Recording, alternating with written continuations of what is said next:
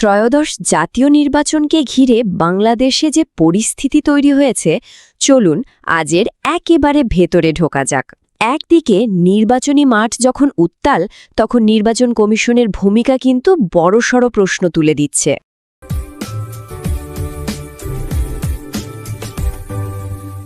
পুরো ব্যাপারটাকে বোঝানোর জন্য একটা শব্দ বন্ধ কিন্তু এখন খুব শোনা যাচ্ছে, আর সেটা হলো তুঘলকি কারবার।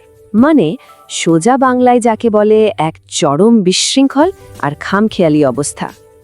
এই বিতর্কের মূলে আছে একটা অদ্ভুত ব্যাপার।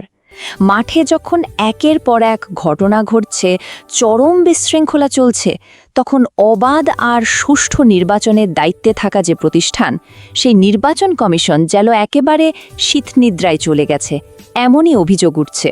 এই তুঘলকি কারবার শব্দটা কিন্তু নির্বাচনী মাঠের অনুভূতিটাকে একদম ঠিকঠাক ফুটিয়ে তোলে। মানে মনে হচ্ছে যেন কোনো ধরাবাঁধা নিয়ম নেই, যখন যা ইচ্ছা হচ্ছে পরিস্থিতি অনুযায়ী সিদ্ধান্ত নেওয়া হচ্ছে, আর ভোটের আগে এটাই একটা বেশ অস্থিতিশীল পরিবেশ তৈরি করে ফেলেছে। আচ্ছা, তো মুখে তো অনেক কথাই বলা যায়, চলুন এবার সরাসরি কিছু ঘটনায় চোখ রাখি।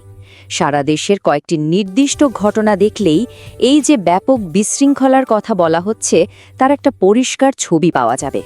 প্রথমেই যাওয়া যাক কুড়িগ্রামে। সেখানে এক প্রার্থীর মনোনয়নপত্র বাতিল হওয়াকে কেন্দ্র করে যা ঘটল, তা রীতিমতো উদ্বেগজনক। রিটার্নিং কর্মকর্তাকে সরাসরি হুমকি দেওয়া হলো, তার দিকে তোলা হলো গুরুতর অভিযোগ।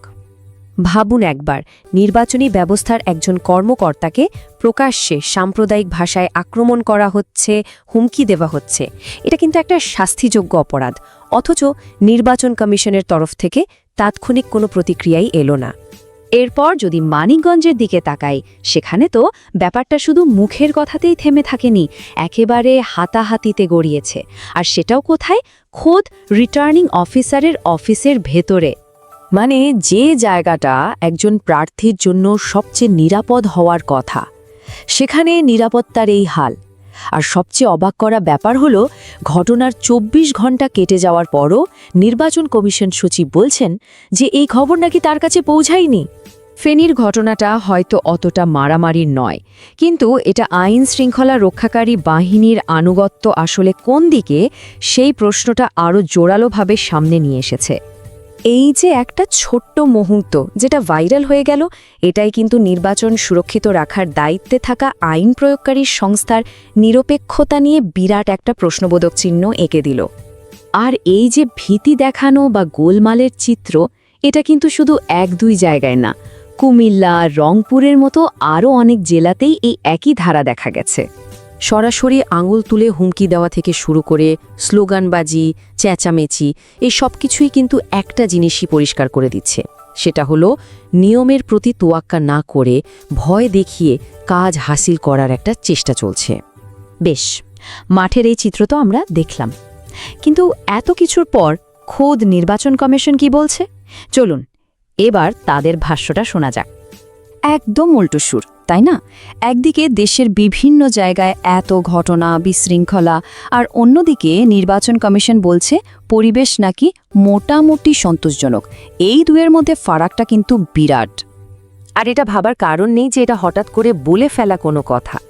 দেখুন, একটা ধারাবাহিকতা আছে। যখনই কোনো বড় ঘটনা ঘটছে, যেমন একজন প্রার্থী গুলিবিদ্ধ হলেন, সেটাকে বিচ্ছিন্ন বা স্বাভাবিক বলে উড়িয়ে দেওয়ার একটা প্রবণতা দেখা যাচ্ছে।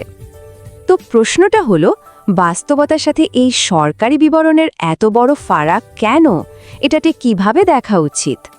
এই পরিস্থিতিটা বোঝানোর জন্য এখন অনেকেই সুকুমার বড়ুয়ার একটা বিখ্যাত ছড়া মনে করছেন।